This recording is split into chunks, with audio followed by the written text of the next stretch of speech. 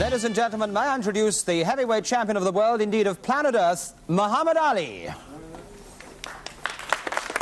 Who's the bravest, prettiest dude who talked to the people all the way through? Who's the finest there'll ever be? You got to abuse Muhammad Ali. Who's the greatest king of the world? As you see, Mohammed, we've gathered a few of our friends, and I think friends of yours here this afternoon. They're going to be asking you... I see one fella out there. Do you get an ache on the jaw when you see him? my friend, he knocked me down once. We're going to come to that in a second. A lot of these guys have followed you all over the world, writing about your fights. We've got one or two people from the show business world here, and we've got some ladies too who are in the business of journalism. They're going to ask you questions soon, but can I start by asking you a few questions? I want to say first how much of a pleasure it is to see you back in London. And I know that you've said in the past that you regard Britain as your second home. Why is that? Well, when I say that, I really mean sports-wise, because in many cases, you can say Britain can be ranked as #1 as far as supporting me is concerned. I know the boxing authorities and the people, when Joe Frazier was recognized as champion, and this Jimmy Ellis and the little hassles that I had there in the States, they just didn't pay no attention to them here, and they recognized me as their champion. You know, people called me the people's champion, and I got a lot of support from here during the days of my Prussia, and that's why I always say that about England. Do you regard them as your strongest fans in many ways? Well, you really can't say who's the strongest fans because I'm not the people. I don't know how certain people take it. One fan was so strong he got killed after my fight with Frazier, the second fight, arguing over an idea. And so we really can't say who's much stronger than a man who's dead if he's still living. But I would say that it's real debatable. Well, a lot of real fans here in England. I know you went up to Lancashire on one occasion, didn't you? And you had a lot of strong fans there. A lot of ladies who gave you a bit of a tough time, didn't they? Yes, they did. Tell us about it. Well, we went up to a supermarket there, and thousands and thousands of people. This was Birmingham and Manchester. And I just never saw so many people in one crowd. And they were crushing each other and jumping out in front of the cars and could have got hurt. And this is why I know they're sincere. Are you scared when you see that kind of thing? Well, it frightens you not because of my welfare, but you hate to see people, you know, crowding the stage trying to get autographs, and you see somebody being squeezed or they're suffering in the crowd because too many people are behind them, and this worries you, or somebody sticking their arm in a moving car and getting caught, and these type things, falling in front of a car when we're in big crowds. We just left Zaire. I went back for a week, and we had about 300,000 people lined up from the airport in big crowds just all through the streets. And the drivers were like racing and excited, and little children and people falling, you know, under the front wheel of the car or in front of the car, and they would stop just in time. And it would just kill me if, because of me and people admiring me, I look back and see somebody bleeding or squares half to death because they got caught in the crowd, and I feel guilty, you know, so this worries me. You've mentioned Zaire, you've mentioned this country, and of course you've mentioned your own country. Where do you think you are at your happiest, and in what kind of company? When I'm at my happiest was when I'm in Chicago with my 3 little girls and my boy and my wife in my mobile home somewhere on the highway eating hamburgers. No press or nobody around. Yeah, right. You said that those 3 girls of yours are really quite dangerous, aren't they? Yeah, What do you mean when you say that? Dangerous because they're pretty. And when they get to be about, I imagine, 18 or 19, I'm going to be in trouble. Some fellow told me the reason you have 3 girls and 1 boy is because you're going to be paid back for all the wrong you've done. Lord. But don't you think those kids, great kids as they are going to have a problem when they grow up because their father was the greatest of all time? Well, I think it can present not a serious problem, but wherever you go, people will point to you and say this or that. But if you keep quiet and don't publicize it, I'm sure that people really won't know who you are. And Joe Louis's daughter was was handling some job or core thing in Chicago, and didn't nobody know it was his daughter until she really told somebody, you know. If you just keep it quiet. The way they handle themselves, right. Really. Yeah. What did your mother want for you when you were a young lad, Mohammed? She just wanted me to, like all mothers, basically, to go to school, to get an education, to stay out of trouble, stay out of bad gangs, and try to be somebody in life. That's all. When did you know that you were the greatest? When did I know I was the greatest? Yeah. Let me see, I was born in 1942. No, when I was 12 years old, I figured I had a great chance of being a fighter. Yeah. When I was 12. You've had so many high spots in your career, in your life, I know that, and a lot of people think that your life is a very glamorous one, and you may think that's true too. But there must have been bad moments in your career and in your life, Muhammad. Can you recall any particular ones? You know, the first Frazier fight, you know, I was off 3.5 years. That was bad. And over here, a terrible moment in my life. Is when 1963, when that Henry Cooper hit me. He hit me with a left hook. That lick was so hard, it jarred my colored friends in America. Henry, let me bring you in on this one, because, in fact, if that bell hadn't sounded, do you think you could have nailed Muhammad in that round? Oh, definitely, yeah. Definitely. He was gone. I tell you what, Henry, gone. come up. Can we have an action replay on You that? trying Because to I start just want to know how it happened, actually. Come on. How I did it can't give the weight away now. Henry still looks good, too. He don't have no fat on him or nothing. Show us how the I'll fight was show you what I was doing. I was in the corner. He Come was on, going Henry. backwards. Yeah, I was in the corner, jabbing. Boy, he's one of the good. And that was it. Yeah, man, fast. He hit me so fast, he hit me before God got the news. He's a great guy. Come and sit down, Muhammad. Yeah. Good to have you, Henry. I know we have another fighter Henry looks here. like he can still So fight I'd if like he to wanted introduce to to. you, if I may, Muhammad. His name is Len Harvey. He's one of the greatest British champions. He was a British champion at 3 different weights, middle, light, heavy and heavy, in the 1930s and the early 40s. He fought at every single weight. Can I ask you, Len, would you have fancied your chances in the same ring as Muhammad Ali? Oh, sure, yeah. I thought I was the only cockiest fighter around. But let me ask you this. Would you prefer to fight the Muhammad Ali of the 1964s when Henry fought him, or the 1974 Muhammad Ali? I think, to be fair to myself, that I would take the 64. The 64? 64, yes. You think you'd have had an easier task if you could have had an easier task at all? I think that Amri won a lot of fights after that, and he began to get good just when it's time for him to, back up. I see. Red, I know that you've got... Do you want He to make a wanted point me there? when I was at my fastest, right? Right. He must have been fast. He was very fast. He was very fast, yeah. Reg, come in. I know there's a question that you want to put on at this point. Yes, I think Len could hold as good as you, Muhammad, which would have been very worrying. No, you're a boxing student, and I wouldn't want to take you on in that field. But Len, having said I'm a that, student. Oh yes, you say you're a student, and you're an expert. This is why you're world Professor. champion. Oh, exactly. I bow to your superior knowledge at all times. You know that. Would the 1964 then Cassius Clay have beaten the present Muhammad Ali, one with the style and the speed, and now the one with the weight and the strategy? How would you have fought yourself then? Well, people really, this is why they underestimated me. They forgot about what I can do. They got blind. They talk about weight. I went in there fighting George Rand about 213 pounds. And this was 1 pound heavier than Sonny Liston when I was hot in my prime. I wasn't heavy. I don't know why they keep saying weight. And I would say that the moving and the dancing, I could still do that, man. Yeah, I didn't want to do that because I would have gotten too tired at the pace. I danced about 1 round. The first round I kind of moved, and I was a little too tired for 1 round. And figuring out I had 14 more rounds to go, this pace I couldn't keep up. And I had to move 3 or 4 steps to his 1 because he was cutting the ring off pretty good. I was surprised he could corner me like he could.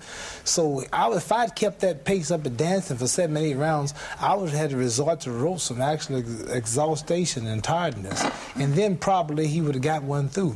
So I said, I'm going to lay on the ropes first and let him throw all the punches, and if he don't have nothing too dangerous, then I'll stay on the ropes until he tire out, and that's what he did. But that type style, fighting as you say, Cassius Clay 64, would have won easy, the 64 style, because I would have kept moving, and laying on the ropes wouldn't have bothered me like it did George, because If a man lays on the ropes, I'll just jab in and back off of him, and I'll tag him. And if I'm really hitting him, I'll keep hitting him. But if I'm not landing, see, George didn't have enough sense to realize he was not landing. He just kept throwing and throwing and throwing, ran out of gas, or what you all call it, petrol, and there wasn't a station around nowhere to refill. See, so the first Cassius Clay doing the hopping and jumping would have beat that down rope style, because I never would have came in hitting range. I stayed off.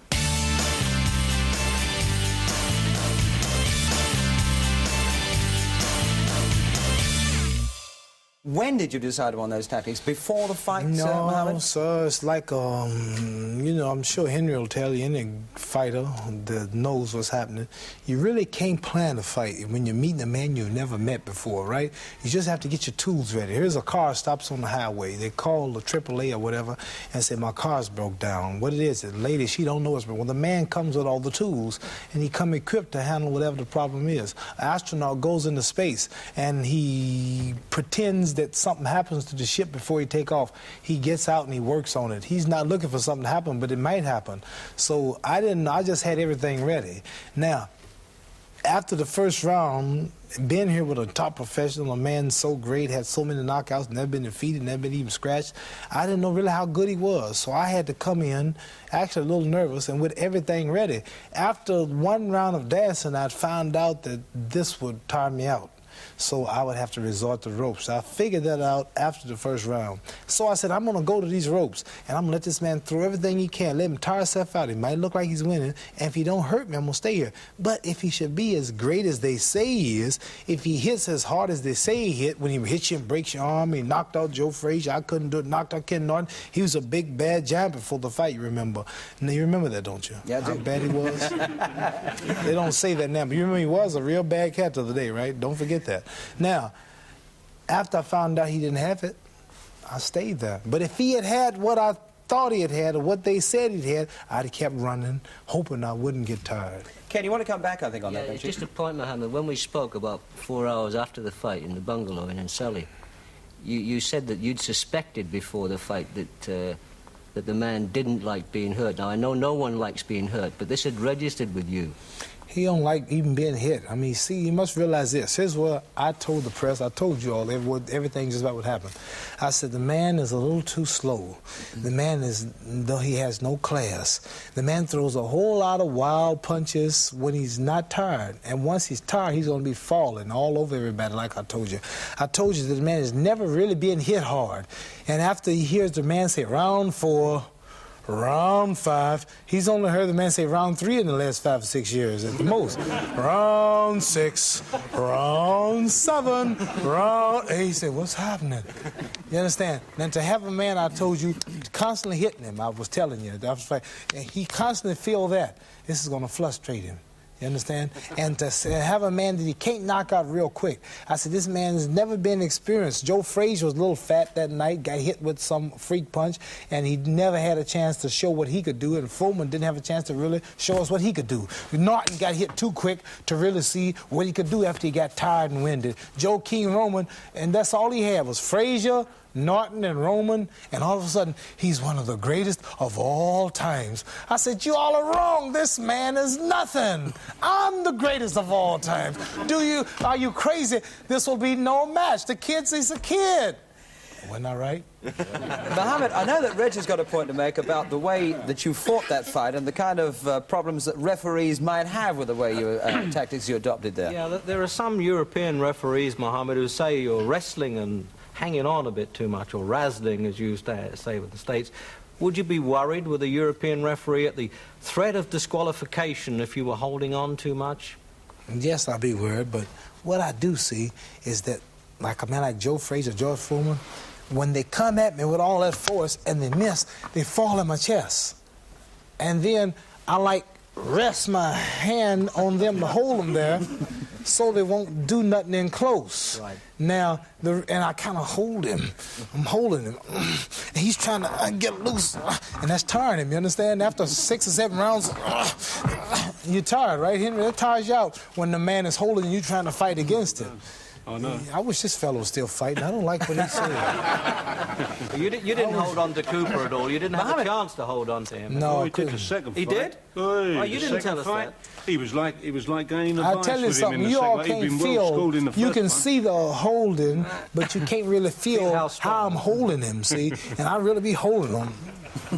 Yeah, I hold him. Mohammed, can I ask you, you're carrying that stick all the time now. What is the significance No, of that this, stick? I just like it. It's nothing. Just a little cane I picked up in Zaire. I might not have it tomorrow, nothing. It's just It's something. like that. You ain't got a bad I want to bring in Alan Hubbard at this point, because I know you've got a boxing question to ask Mohammed Alan. Right, Dickie. Mohammed, as you know, the readers of my magazine have voted you the personality of the decade. We know that you're the greatest. We're not going to argue with that. But how do you prove you're the greatest? If you could pick any heavyweight champion in history, say from Marciano, Joe Louis, back to Jack Johnson, or even John L. Sullivan, who do you think would have given you the toughest fight of them? The toughest fight would be the man who's the hardest to knock out, whether he's got a style. And a fellow who had no style, just a bull, was Rocky Marciano.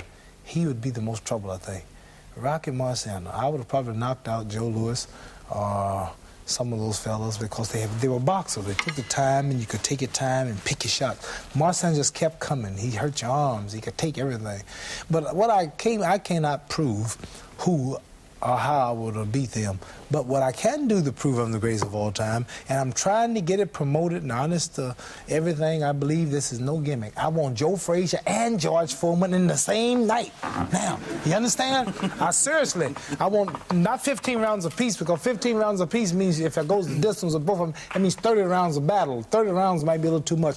But if I had to go 20, I've been 15 about 8 times. If I had to go 5 more, I could train another extra 2 months. I could go 20 rounds. I want Joe Frazier for 10 rounds. I want Foreman for 10 rounds. Why Joe Frazier first? Because I think really he can take more than Foreman. He was underestimated Foreman and just got hit with a hard punch.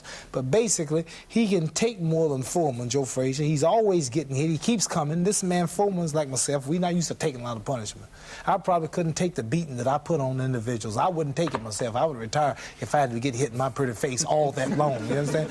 Now, Henry's still pretty too. He don't look ugly, do he? Some say he's getting prettier all the time. Yeah. Bleeding a bit, but Anyway, what was I talking about? I don't know, but I'm going to bring something else, if I may. No, Mohammed. man, you can't stop me like that. I want to say one thing real Well, you quick. were and I'm saying that you would have got out of boxing if you'd been hit so often as that. Yeah, we were talking about the greatest fighters of all Right, you were time. saying that I about want the both of them in one night. I want Frazier first and Foreman second. And then right after I'm finished Frazier, whether a decision or knock him out, I want George Foreman to jump right in the ring. And I got 3 governments who might promote the fight.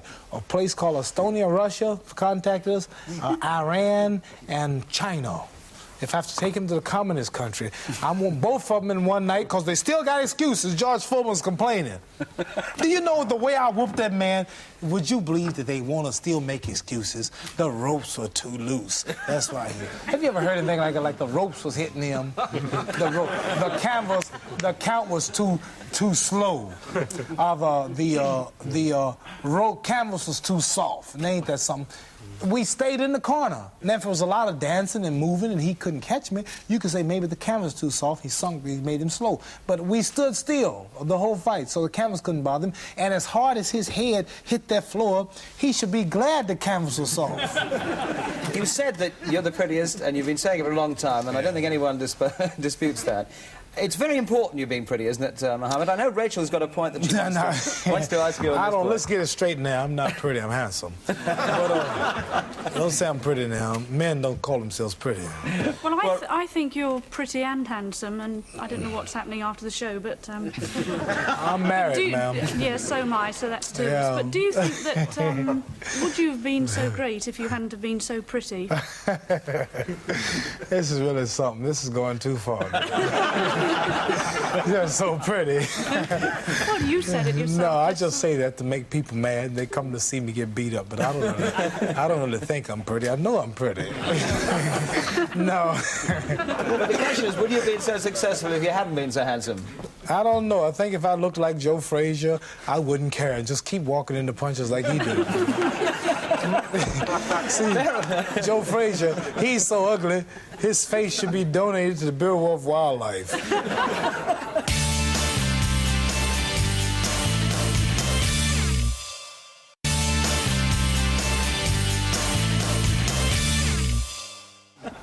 get another lady in on this one. Beryl Gibbons over here has a question to ask you on computerisation, actually, Mohammed.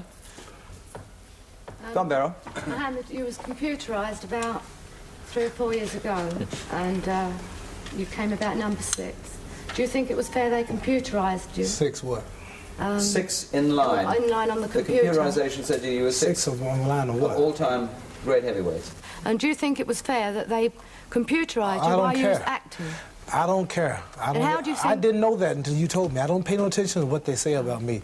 All I do is just do what I have to do and get paid, and that's it. But I don't really pay no attention to the rules of boxing. I don't pay no attention. I defy all the rules. I've added pages to the book of boxing. I have this game as such a thing now until boxing promoters can no longer afford my shows. I have governments like Iran ready to put up $10 million for me to fight Joe Frazier. I have governments like Cairo, Egypt, wanting to put up $6 million for people like Ron Lyle. I have countries all like all back throughout Zaire talking to Mobutu. He wants him back again. They'll put up $5 more million for return with Foreman. When we talk about $10 million and $6 million and $4 million, this is unbelievable. And they don't expect to get the money back. They're promoting their countries and their ideals. So I've excelled so in this sport of boxing until Madison Square Garden is too small. Yankee Stadium is too small. The Houston Astrodome, the biggest promoters in the world is Americans, and Englishmen you can get for promotions cannot just promote me no more.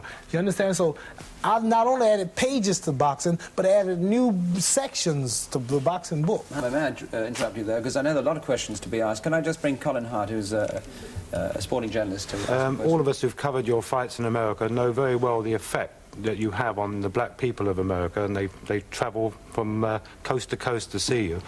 Have you ever seriously considered entering politics when your boxing career is over, to perhaps help them even further? Or have you had any serious offers to enter if I enter politics, what you're saying, I know is a good question asked with the best of intent. But if I was in politics, then I couldn't help them. See, when I'm sitting in a white man's office, which it would be a building, a White House or City Hall with the American flag over my head, then I can't say things I'm saying now. You understand? Then I have to represent the people. It's all, we don't need him as the mayor. He's a bad senator. He's talking about the black people. See, God bless a child that has his own. Charity starts first at home. All I want to do, we have dope problems. We have black people every Saturday and Friday night, weekend nights, black people fighting each other. 27 black people died in Chicago 3 weekends ago. 27 died in fighting in nightclubs over women because they hate one another. 27 died. We need a teaching from a man from God, to teach him to love the self, to desire to want to be with himself, to want to help himself, to quit cutting the flesh and blood of his people, quit being violent, period. Let's unite. Let's love one another. We brothers. This is what we need. And not, if we don't respect ourselves, nobody respect us. I can't talk this in politics, see? So when I'm a representative of Allah, God, who's been appointed by Elijah Muhammad, no white man in City Hall had to give me license. You know, I'm talking some bold talk over here. Every American out here hearing it can go back and tell the president, he'll say, if he's talking about Elijah Muhammad, be quiet. We've been in America 42 years, the Muslims. Nobody attack us. They know we right. They just don't want the masses to hear this. That's why we got white women today in America coming after black people more so than ever. There's never been a day in America where so many white women were in black neighborhoods. See, the black power's coming out. Here's a brother right here. He's affected. He's not even from America. Look at his hair. He's been affected by the black man in America, his African hairstyle. This is gradually coming out, but it's going to hit America first. It's got to come there first before these people can be free. So what I'm saying is, I forget your question now. I think you've answered very adequately. Julie, can I bring you in for your question very quickly? Julie Welsh. I got your question. Yeah, you've told us you've received enormous financial offers from, say, Estonia in Russia and in Red China to fight there. Would you fight in a country to which you were... No, the money offers didn't come from those countries, just the offers to fight there. But yeah, well, the question still figures. Would you fight in a country to which you were politically opposed? Say one which had a very unattractive attitude towards the black man. Oh, like America? Next question. I'll fight in America, I'll fight anywhere. Ain't no place worse than America to black people. No, I think it is a valid question, Mohammed. What about South Africa? Supposing you had a massive offer, say $20 million to fight Joe Bugner in South Africa. I'll go to South Africa for nothing. So on the conditions how I go. I'm not going to be with no white people. I admire them for wanting to stay white, and I want to stay black. So I'm not angry because of that. I don't like the injustice as far as the bad living, inadequate living coming. That's not my business to get in another country's affair. So I can't go over there preaching like I would in the States. But there's so many beautiful people in South Africa who love Muhammad Ali, who can't get out of the country if they want it. And I owe it to them to go shake their hands, to pick up the babies, to walk with them, to stay there 2 weeks just to get calm and let them get used to me and see me. I don't have nothing in South Africa for that. You understand? And I wouldn't dare go over there. So, well, I'm the champ of the world, and you mean I can't walk over here? Even if they did let me walk over there, eat over there, sleep over there, I can't do it comfortable knowing I'm just a hand-picked one. If I go to South Africa, I'd stay in one of the little huts, you understand? I'd let them cook me some good old African food, and I'll hang out with just them. So if I was going to fight in South Africa for 20 million or even nothing, and there was an arena there, then they'll just have to give them justice for that day and let them have this side. I wouldn't want no integration at the arena. I want all the Africans to sit on this side and all the whites to sit on that side and have a little rope there where don't bother nobody and fight. Ain't nothing wrong with that. Because let me tell you something. If you have any colleges here where black people go to college, have an assembly or something and watch and see all the Jamaicans or the Trinidadians or West Indians. They're just naturally human together. Everybody likes to be his own. You see some bluebirds going this way, red birds flying this way. They might get all mixed up, but they'll all come out together. And you see the tigers with the tigers, the monkeys with the monkeys, the lions with the lions, the giraffes with the giraffes. They're all animal cats, but they got different hangouts. You see the eagles over here, the pigeons over here, the buzzards over here, the all-type bluebirds, the red birds, the owls. They're all birds, but they got different little cultures. You got your English talking, your English food, and you and the man in Germany are both brothers, but your cultures are different. You and the man in Russia are even more different yet. I was in Zaire, home of my brothers, but the food and the way they talk, the way they dance, I'm not home till I get back to Harlem to the brothers. Yeah, baby, I can't stand it. Yeah, see, so you understand? So ain't nothing wrong with wanting to be with your own kind. What's wrong with me wanting to be with my kind? You understand? I was at the Q Club the other night. I was stopped at Talk of the Town, but I wasn't really comfortable. The things they were singing were from Europeans, and the dances and the white girls and all that was a nice little dance, but it wasn't my culture. I went to the Q Club, you understand, where all the black folks hang out, and they was getting it, doing the James Brown, can't stand it, baby. Yeah, I was more at home there. I don't hate nobody, but I just like to be with the color folks. Mohammed, man, just before I ask you a question, your stick is holding up the microphone at the moment, so that's great. So I don't mind going to Africa, you know, just because they like to be with their own kind. That's a good place to be. I just like to see them have better conveniences. Let's bring in some more people in to ask questions. Frank, I know you want to really get back to boxing. Can we ask a question from you? Boxing means nothing when you're talking to Muhammad Ali, you're not talking to just a boxer. Well, I know you want we can talk to things more interesting than boxing. Anything, but I know Emmanuel wants to ask you a question, Mohammed. It wasn't entirely about boxing, actually, Mohammed. That's what I know. That's what I was trying to tell you. See? It's a mind reader. A mind reader. I think we've all accepted, and you've certainly proved, that you could probably, almost certainly, beat any heavyweight in the world today. Probably. See, he still ain't convinced. He said, I've proved that I probably could beat him. There might be someone you can whoop any man on the planet. There might be someone you haven't met yet. We haven't heard of yet. You've also probably proved that you could beat any heavyweight of any time.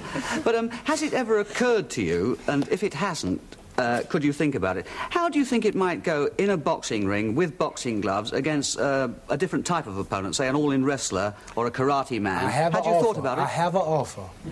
I cannot tell you the name. I cannot mention this place, but there is a karate man they're trying to get me in the ring with. Well known, he's ranked. But he's going to have gloves on his feet and gloves on his hands. And they asked me, will I fight? Yeah. He cannot hit me below the belt, kick me enough. He can kick, but not below the belt. And he cannot, nothing around the neck. And we're working on that now. And I will eat him up. Let's try and continue in that vein, Ken. I just want a chance to grab him. I asked him, can I have one thing? Can you grab him too? Yeah, I can grab his legs if I catch him, throw him down, anything. Hit him when he's down, anything. He can hit me when I'm down. And we're working on it. Do you think that'll be attractive? No, you're smiling when you say it, but does it honest, I'm telling the truth. I would tell you if I was joking. This is serious. We're working on it now. Yeah.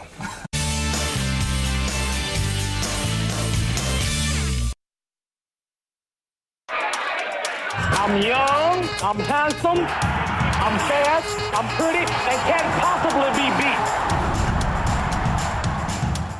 gonna float like a butterfly and sing like a bee. As a tribute to Ali at 70, ESPN Classic celebrates in style with a month of exceptional fights, interviews and documentaries. I'm feeling ready. On the greatest of all time. I must be the greatest. Happy birthday, Ali. All day today on ESPN Classic.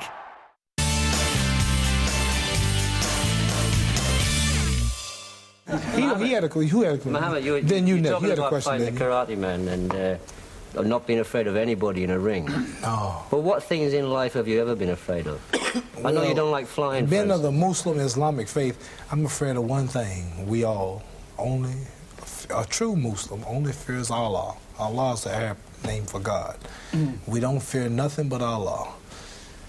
I don't like airplanes. I'm in them all the time, though. I can say I can't stand flying, but I fly more than anybody, so I just gave up on worrying about it now. But it's a bad feeling when you get in a thunderstorm or it's cloudy and you hear lightning in the wings. It actually looks like they're going to break, and the plane like it can't take no more stress. You understand? You been in one of those flights? Yeah. Oh, it's scary, right? I saw you scared when those old ladies pushed you against the wall in the supermarket. Yeah, that scared me. Yeah, they were really crushing me. How did you get Thousands out of them. John, come in. Well, it's just that whenever anybody talks about you, they talk about your stinging and your floating and your psyching, but nobody's ever talked about the fact that you take a punch. You take a punch better than anybody since the war, apart from Marciano, I should think. But you do get hurt. If I have to, I'll take one, yeah. Yeah, I've seen you get hurt, and the way you get out of it is fool around or pretend it hurts a bit more than it did. Yeah, you're right. So which is the worst round? Was it the 11th against Frazier? Or the 5th Yeah, now against you're talking. You are a good observer. 11th round. Frazier, you're right. I've been hit, and I pretend. Jerry Quarry hit me. Bobby Foster hit me. Yeah. And I was like... Right. And they said, no, you're not tricking me. You're just trying to make me slip in. That's what they're thinking, playing possum. Right. But I was really hit. But if I had acted normal, it would have looked too genuine. So I was hit so hard, my toes were shaking until I saw I'm in trouble. So I said, I want to put a little emphasis. You know, and they laid back to see if I'm really hurt that bad. You had a question up there, the fellow in red. Well, I know that Ed's got one that comes on from there. Ed Stewart over here, Mohammed. Could you clear up, Mohammed, the time against Sonny Liston when you said that there was stinging in your eyes? What happened? He looked like a Kennedy, don't he? A kid? Kennedy. Oh, Kennedy, yeah. Wow. I'm not. Okay, well, stinging what? You know, you... Oh, Sonny Liston. Sonny Liston, you said your eyes were stinging. What happened there? I'm going to tell you something. You hear about the crooked element in boxing? I'm going to tell you another truth, honest to God truth. A fella came to my gymnasium about a week before I left Zaire. He said, do you want to win that fight in Zaire? I said, yeah, I'm going to win. Well, I got something there's no way for you to lose. I said, what? He said, little gangster cat, had his hat turned down. He's well known in the New York area. His name's been in the news. I won't say nothing. He came up to me, honest to God, he said, he had a little stuff in a bottle. He said, you see this? His head turned down, about 70 years old, a little gangster fellow, you know. All I can say is he was Italian. And I'm married to one. Yeah, well, she's not a gangster. This is a gangster. He said, you take this, if you should get in trouble, rub this on your gloves. You can't see it, you can't smell it. It's hot.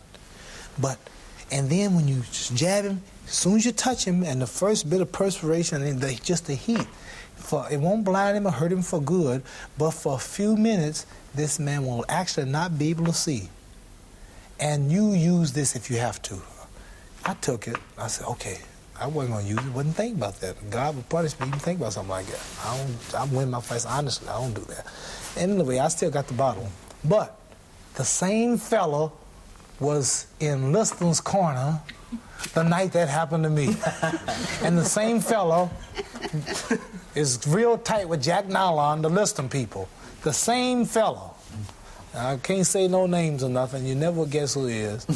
But now, show you how he's about 70 years old, but he must have forgotten because he did that to me, and I could have popped him in the nose or had him arrested or anything. So that's what happened to me.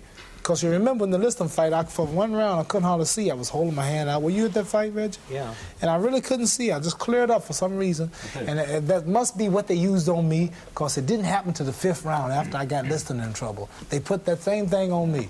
Nobody's ever asked you to throw a fight, Mohammed. You're not saying it the other way. Nobody's asked you to lose, have they? No, nothing like that. Nobody's trying to give me some gimmicks to win, but I wouldn't accept that. Terry Mancini. Professional footballer in the back there, Mohammed. Football? Yeah, football. He still play? Yes, he does. Bald head man playing football? Yeah, Henry put you on the floor when he was a bald-headed man. Sure did. Who said that? Who said that? He did. Same guy. Nice. I'll see you after the show. No, I agree. I agree everything that people write about you, although I don't agree with the press a lot of the times. You're the greatest, tremendous, great showman, marvellous. You said earlier that you can't fill, they can't fill Yankee Stadium or the Houston Astrodome. They can't what? They can't fill it. Sorry, they can fill it and they can fill it twice over. But your pre-fight build-ups, when you go to the weigh-in and you have, or they appear mock-up battles with the other opponent. Are they really? How much is that towards the well, I'm not promotion really of the fight? wanting to fight there because I wouldn't be paid. But I really do be angry. I have to psych myself up. I put myself on spots. I say... It's just for press, so for the build up for the fight? Well, not really, because the evening of the fight is when that happens, and it's really sold out by then. But it actually puts fear in your opponent, like George Foreman. Just before the fight, I'm looking at him, and the man's giving his instructions. I said, sucker, you are in trouble tonight. You are fighting the greatest fight of all times. You heard I was the greatest, like you just said you heard this, now you see it.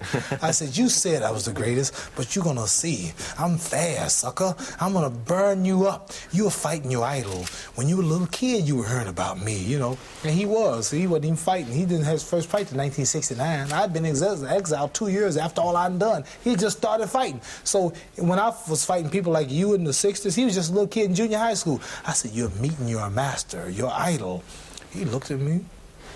Then I went back, first round, I laid in the corners, right? I said, come on, show me something. I talked through the whole fight. I don't know if you all know it. I talked through the whole fight. I said, come on, sucker. I said, show me something. They told me you could hit hard. You're just a sissy. Come on, sucker. Show me something. Come on, you can do better than that, George. You want to corner me? Here I am. You're waiting to corner me? And he just, and every once in a while I just go, See, the quickest way to a point is a straight line. To hit me, he had to do that. And while he's doing that, I said, I'm tagging him with jabs, right? Pop, pop. The fighter, you know. Whenever you meet a man coming at you like that, don't worry about it. Don't duck like it's so powerful. Just pop him. Pop. See, he's going. I done hit him before he got to you.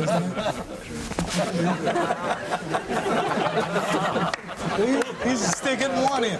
What else did you say to him, Mohammed? What else did you say to him? Oh, I grabbed his head sometimes and I said, look at you. Round 7, and you're tired. You have 8 more rounds to go. Come on, keep punching. I want you to get tired. I said, uh-oh. I said, this is the wrong place to get tired. This is the wrong place to get tired. And he's just throwing them. I said, then he got a couple of bruises. You notice his face is kind of swollen. I said, look at you. You're the world heavyweight champion. You're the world, whop, I'm hitting him. Whop, you're the world heavyweight champion. And look at me, you can't, pop, I hit you. Just say, watch out, here come another one. Pop, I said, look at that. He threw it in there. I said, come on, get him. I'm going back to the rope now. I laid back. I said, okay, take your best shot. Take your best shot. He's breathing. I said, oh, you finished, boy. You are in trouble. I said, you don't have but 2 chances, slim and none. You're in trouble. I talked to him through the whole fight. Did anyone ever talk back to you? Just a sec. Go on. No, you want to say something about talking? He didn't say one word back to me. Yeah, I just want to ask a question, you know. As a heavyweight, you're much faster than any other heavyweight. I'd like to know if it's always been the same. When you say light heavyweight and middleweight. Yeah, and I was the fastest then, right? Much faster than I am now. Yeah. I'm still pretty fast, but I preserve my energy. I could come out dancing and hopping like I did when I was 21, but I don't know how long I could do it. And if I do it, it might take too much out of me for the distance. From here on out, you won't see a real dancing Muhammad Ali. Right. You'll see me using my strength and my power. I'll be laying on the ropes, and I'll be letting my men take the best shots. Like you said, people realize I can take a punch now, but they always wondered if I could because I never let them see. You understand? Well, didn't you wonder? Didn't I wonder? Whether you could? You wonder what'll happen one day if, you know, you fly a lot, right? You fly. Yeah. Have you ever thought about sometime, what would we do if taking off. Something happened, you know? How would I do? You never hope it happened, but, you know. Mohammed, I want to bring Neil Durden-Smith in here. You want to ask a question about poetry, I think, Neil? Yes, I've always been a great admirer of your ability as a poet. Have you had to work hard at it, or is it just sheer genius? It comes to me. It comes to me naturally. And I do it mainly because of my fights, little simple rhymes. I just wrote a poem the other day entitled Truth. It says, the face of truth is open. The eyes of truth are bright. The lips of truth are ever closed. The head of truth is upright. The breast of truth stands forward. The gaze of truth is straight. Truth has neither fear nor doubt. Truth has patience to wait. The words of truth are touching. The voice of truth is deep. The law of truth is simple. All you sow, you reap. The soul of truth is flaming. The heart of truth is warm. The mind of truth is clear and firm through rain and storm. Facts are only its shadow. Truth stands above all sin. Great be the battle of life. Truth in the end shall win. The image of truth is the cross. Wisdom's message is its rod. The sign of truth is Christ, and the soul of truth is God. Life of truth is eternal. Immortal is its past. Power of truth shall endure. Truth shall hold to the last. That's a masterpiece. Now, did you... did you... Don't need no, man. Did you think that up, or did you have to write it down? Did it come from here? No, yes, but I had to, not just straight out. It took me about a week or two to get it together. Let's look to the future, if we may, Mohammed. You've said that you want to get Foreman and Frazier in the same ring, 10 rounds each, but let's move beyond that. I think you've also said that you would certainly retire after 4 years. Do you see that? You know, I said 3 or 4 times I want to retire. I want to quit saying I'm going to retire because I don't want to be a man that looks like you're lying or your word is no good. I don't know what I'm going to do. I want to retire after this one, but I found out talking to the African presidents. I was at the Independence Revolution anniversary in Zaire. I talked to about 20 African presidents and a couple of those who are fighting for independence in the bush, in the jungles and stuff. And we talked, and I'm so surprised to find out that every one of those presidents, they knew me, they knew my history, and they all want me to come to their country, and all their people want me to come to the country. And I found out through boxing I can do so much to help so many people, and our people in the States. And for me to give up and to get out of the public and go somewhere and cut the grass and lay off at this time when the world is struggling and there's so much I could do would be terrible. And through boxing, like Zaire is a country we never heard of in America. I don't know if you all heard much about it. Average man, everybody know about Zaire. When it was the Belgium Congo, we all knew, but very few people know about Zaire. So I think there's so much I can do by continuing fighting. We're trying to build a hospital, Elijah Muhammad, our religious group in Chicago. We have the land. It's going to take $100 million, a 300-bedroom hospital. Our people are dying in hospitals because they're too crowded. All kind of problems, you know. You go to a hospital in a lot of countries and places, and your man is sitting on his guts hanging out. He just got hit in a car, and it's a bad thing to see that all the doctors are busy.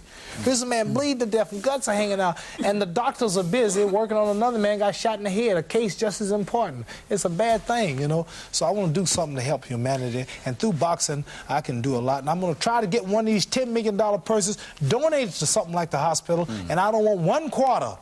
You understand? I would rather give the $10 million to a hospital than to get even $7 million for myself and give the government 3. I'd rather have the whole $10 million to go to the hospital. Let's look to the future for a young man who's come to see you. He badly wanted to come to see you. His name is Isaac Fleming. He's a young boxer. Isaac, come down and say hello to Mohammed. You might He box? He boxes. What he box? Cigars, oranges, grapefruit? See how he shapes up. What? Me and him go through? No, but just look at him and see what kind of boxer he's going to shape up. Well, he looks like he's built like Sugar Ray Robinson. He's not muscly. See, you watch He's only 17. You're a 17 now. You watch these kind of men. When a guy comes up with big old muscles, like George Foreman, you understand?